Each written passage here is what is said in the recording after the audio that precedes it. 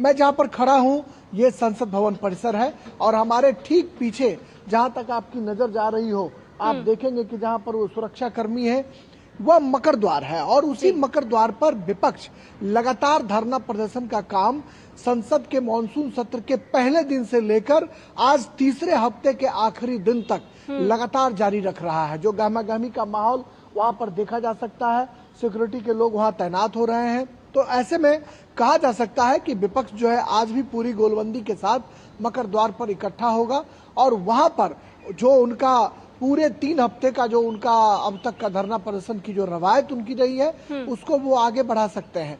और यही सी बात का जिक्र संसदीय कार्य मंत्री किरण रिजिजू ने सोमवार को किया था। उन्होंने कहा था कि जो विपक्ष के लोग हैं वो बीएससी की बैठकों में या फिर लोकसभा अध्यक्ष और डिप्टी चेयरमैन के कमरे में जब वो आते हैं, बैठक होती है तो उसमें वो अपनी रजामंदी की मुहर लगाते हैं, कहते हैं कि स्पोर्ट्स बिल जैसे जो महत्वपूर्ण विधेयक हैं उसे संसद से पारित कराया जाना चाहिए। लेकिन सदन के भीतर आकर उनका रवैया बिल्कुल बदल जाता है और इसकी वजह से संसद की कार्रवाई लगातार तीसरे हफ्ते भी बाधित हो रही है। अब देखना होगा कि आज शुक्रवार का दिन संध्या जो होता है वो प्राइवेट मेंबर बिल के नाम होता है।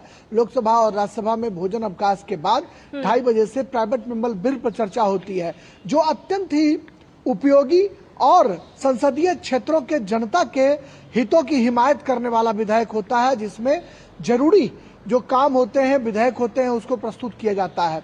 और खासकर जो पहली बार चुनकर आए हुए सांसद हैं उनके लिए भी एक बड़ा अवसर होता है शुक्रवार का दिन कि वो निजी विधेयकों को पेश करते हैं और उस पर चर्चा करते हैं। लेकिन सदन की कार्यवाही चले तभी तो, सदन की कार्यवाही अगर नहीं चलेगी तो ये तमाम प्राइवेट मेंबर बिल्स जो हैं वो हंगामे की भेंट चढ़ जाएंगे। और अब चौथा हफ्ता जब सोमवार से शुरू होगा तो ये देखना होगा कि 21 अगस्त तक सत्रावसान होना है मानसून सत्र का। अब तक कोई ठोस विधायी कार्य नहीं हो पाया है और सरकार की ये कोशिश है कि अब जो लटके पड़े विधायी कार्य हैं उनको शोर शराबे के बीच पारित कराया जाए। ये सत्ता पक्ष की मजबूरी भी साफ तौर पर दिखाई पड़ रही है कि वो विधायी कार्यों को अंजाम दे ताकि जो विधेयक लिस्टेड हैं उनको शोर शराबे के बीच ही पारित करा लिया जाए। बिल्कुल राजेश, सत्ता पक्ष तो चाहता है कि भले ही शोर शराबा हो, सदन चलने नहीं दिया जा रहा हो, लेकिन उनकी प्रतिबद्धता है कि वो सदन की कार्रवाई को सुचारू रूप से संचालित करने के लिए कार्य करें और अहम जो विधायी कार्य हैं उनको पास भी करवा लें। लेकिन यहाँ सवाल विपक्ष को लेकर के लगातार उठ रहा है। 15वां दिन है सदन की कार्रवाई को लेकर के, क्या विपक्ष के एजेंडे में सिर्फ और सिर्फ प्रदर्शन ही रह गया है कि वो प्रदर्शन करेंगे और तभी विपक्ष जनता को बता पाएगा कि वो सक्रिय है?